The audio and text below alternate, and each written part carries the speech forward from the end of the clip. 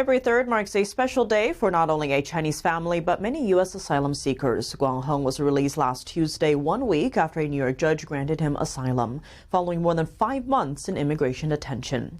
He's a whistleblower who documented evidence of Beijing's human rights abuses against Uyghurs in the Xinjiang region. Guang sat down with NTD's Flora less than 48 hours after his release from the immigration detention to unpack his journey. Let's dive in. This is Guan Heng. He was born in China and lived there for more than 3 decades. So what drove him to flee from his home country? It all started in 2020 when Guan traveled to China's Xinjiang region on a secret mission. So what prompted you to go to Xinjiang? Let's start from here. I read some reports on China's persecution of Uyghurs. Given my understanding of the Chinese regime, and as an ordinary citizen whose freedom of speech is restricted, I was sympathetic for what they were going through. I thought, all right, I could use my videos to provide testimony for their situation. Most of China's Muslim minority, the Uyghurs, live in the Xinjiang region of western China. The US and UK have accused China of genocide targeting Uyghurs. 1 million people have been reportedly detained in Xinjiang in nearly 400 so-called re-education camps. Beijing blocks foreign media from reaching the public, but Guan says he started bypassing censorship over a decade ago. In 2020, a BuzzFeed report on Uyghur persecution caught his eye. Having visited Xinjiang the year before, he was struck by the strict controls and heavy police presence there. The report made me think maybe I should go back and make a video about this. Driving through the locations marked in the news report, Guan found that some of the largest are in Urumqi, the biggest city in Xinjiang. You said these places look like detention facilities. Can you tell us what features made you think that they were detention camps? Many of them are located in Urumqi city. These sites had no names or signage and were under heavy security. There was a school with barbed wire on top of the walls, very unusual. What's more, some of the facilities Guan saw in person aren't even documented on Chinese maps. From what I remember, along that stretch of Gaoqiao Road, there was a massive camp. You can't find it on maps at all, but from the outside, it looks like any other prison.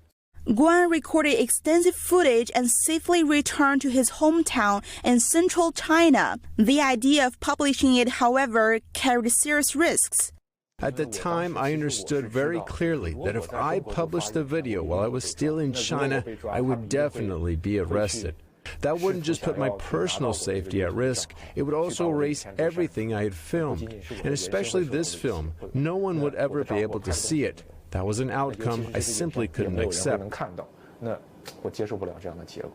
So he decided to leave China. After traveling through several countries in Latin America, Guan eventually crossed the U.S. southern border into Florida in 2021 and applied for asylum. Media and human rights groups say Guan's significant findings provide long-sought, on-the-ground evidence supporting claims of the regime's abuses. Meanwhile, across the Pacific, Guan's mother told me the family faced a coordinated campaign by the CCP months after he released the videos in the U.S. Police interrogated his father and close relatives.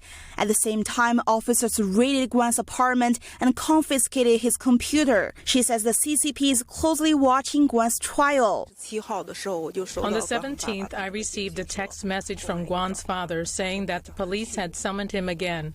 A national security officer took him to their office and asked him some questions, saying, "We know everything about your son in the United States.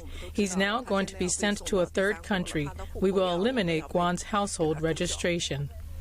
Another twist for Guan came last year when ICE agents arrested him over illegal entry. He was initially in the process of deportation to Uganda, but his case quickly garnered attention. The House Select China Committee sent a letter to the Department of Homeland Security urging for Guan's release. 2 weeks ago, a New York immigration judge granted him asylum, citing well-founded fear of returning to China. Looking back, I asked him whether he regretted visiting Xinjiang and publishing the videos. No. From the very beginning, the reason I made videos was to do something more meaningful, something more significant than just filming my own life. And that's how it's always been. Guan says he wishes the people in China to remain vigilant against the CCP's suppression. He adds that he's inspired by other Chinese dissidents, including civil reporter Zhang Zhan and the founder of the blog Program Think, Ran Xiaohuan. Both remain detained in Chinese prisons today. Flora, NTD News.